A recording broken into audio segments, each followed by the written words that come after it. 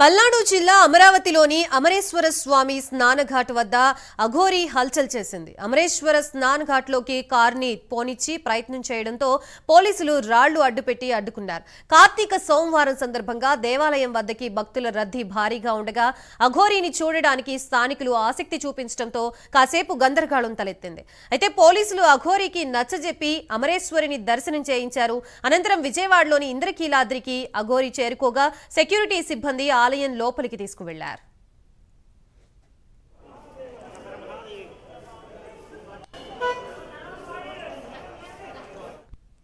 ప్రస్తుతం ఇదే అంశానికి సంబంధించి మనకి పూర్తి సమాచారం అందించడానికి మా ప్రతినిధి రవికృష్ణ సిద్ధంగా ఉన్నారు. రవికృష్ణ,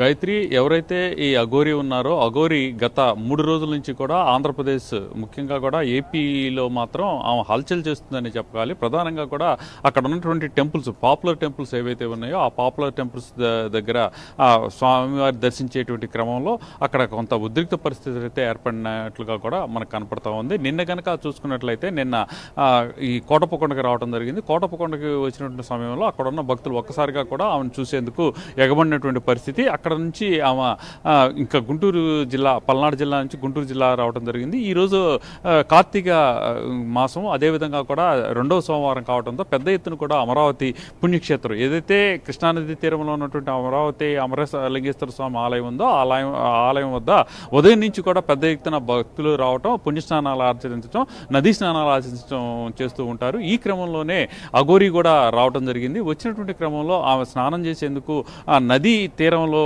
కారు నాపి ఎవరైనా వెళ్ళాలి, కానీ నది లోపలికే కారును తీసుకెళ్లేటువంటి ప్రయత్నం చేసినటువంటి సందర్భంలో ఒక్కసారిగా కూడా అక్కడ ఉన్నటువంటి పోలీస్ సిబ్బంది అయితే మాత్రం ఉలికిపడినటువంటి పరిస్థితి. వెంటనే ఆ కారును ఆపేందుకు ప్రయత్నించినప్పటికీ కూడా కారుని తీసుకొని నదిలోకి వెళుతున్నటువంటి క్రమంలో పోలీసులు రాళ్లు అడ్డు పెట్టి ఆ కారుని ఆపడం జరిగింది. ఆపి ఆమెని అయితే దించేందుకు ప్రయత్నించిన సందర్భంలో కొంత వాగ్వివాదం చోటు చేసుకున్నట్లుగా కూడా తెలుస్తుంది.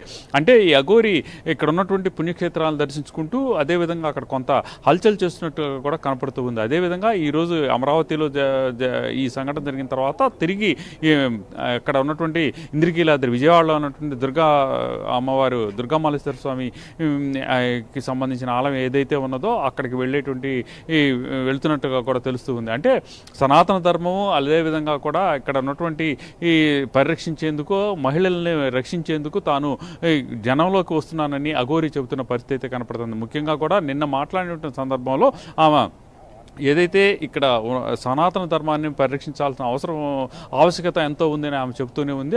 అదేవిధంగా కూడా శంషాబాద్ సమీపంలో జరిగినటువంటి ఆలయ విధ్వంసం ఏదైతే ఉందో దానికి సంబంధించినటువంటి వ్యక్తులు ఎవరైతే ఉండాలో వాళ్ళని కఠినంగా శిక్షించాలని కోరిన పరిస్థితి. అదేవిధంగా కూడా ఇక మహిళలకు సంబంధించి ప్రధానంగా కూడా మహిళల మీద అత్యాచారాలు జరుగుతున్నాయి. వీటి మీద ఇక్కడ ఉన్నటువంటి ఎవరైతే ఈ గవర్నమెంట్లో ఉన్నటువంటి వ్యక్తులు కూడా ఆ విషయం మీద కూడా పెద్దగా ఫోకస్ చేయట్లేదని ఆమె అయితే మాత్రం ఆగ్రహం వ్యక్తం చేసింది. ఈ విధంగా కూడా ధర్మ సంకట పరిస్థితి దేశవ్యాప్తంగా ఏర్పడింది. ప్రధానంగా కూడా ఆంధ్ర రాష్ట్రంలో ఏర్పడింది. కాబట్టి తాను జనంలోకి వెళుతున్నాను, వాళ్ళ కోసం, అంటే ఎవరైనా సరే మహిళల మీద అత్యాచారం చేసినట్లయితే వాళ్ళకి అంగచ్ఛేదం చేయాలి అని చెప్పి ఆమె చెప్పినటువంటి పరిస్థితి అయితే ఉంది. ఈ విధంగా అఘోరీ ఎప్పటికప్పుడు కూడా అన్ని చోట్ల పుణ్యక్షేత్రాల్లోకి వెళుతూ అక్కడ ఉన్నటువంటి భక్తుల్ని ఆకట్టుకుంటూ భక్తులు ఉన్న పరిస్థితి అయితే కనపడుతుంది. నెక్స్ట్ అయితే మాత్రం అమరావతి నుంచి అఘోరీ ఇప్పుడు ప్రెజెంట్ అయితే మాత్రం విజయవాడ దుర్గమ్మ వారిని దర్శించుకునేందుకు వెళ్ళినట్టుగా కూడా మనకు తెలుస్తుంది. Right, thank you Ravikrishna. Right, ఇవి బులెటిన్ అప్డేట్స్. నమస్తే.